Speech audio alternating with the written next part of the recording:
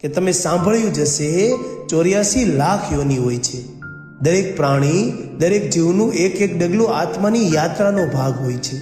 પણ શું તમે વિચાર્યું છે કે આ 84 લાખ યોનીને પાર કરવામાં આ આત્માને કેટલો સમય લાગતો હશે?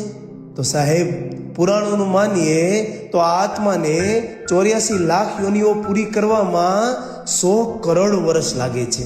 અને ત્યારબાદ મળે છે એક માનવ જીવન, એક એવું જીવન જેમાં આત્મા મોક્ષ તરફ જઈ શકે છે. હવે થોડી કલ્પના કરો કે સતયુગ 17,28,000, ત્રેતાયુગ 12,96,000, દ્વાપર યુગ 8,64,000 અને કળયુગ 4,32,000. આ 4 યુગ મળીને થાય છે 43 લાખ વર્ષ. અને આપણે અત્યારે જ્યાં છીએ એ છે કળયુગ. અને આપણે જો આ માનવ જીવન ગુમાવી દીધું ને, તો હવે પછી આગળનું મનુષ્ય જીવન આપણને લગભગ 220 કળયુગ પછી મળશે. અને એટલે જ અત્યારે જે આપણે જીવી રહ્યા છીએ એ એક જીવનનો અમૂલ્ય અવસર છે. ધર્મને સમજવાનો, કર્મને સુધારવાનો અને મોક્ષ તરફ આગળ વધવાનો એક સારો એવો રસ્તો છે.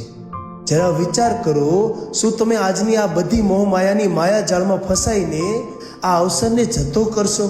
આવો અવસર હવે નહીં મળે.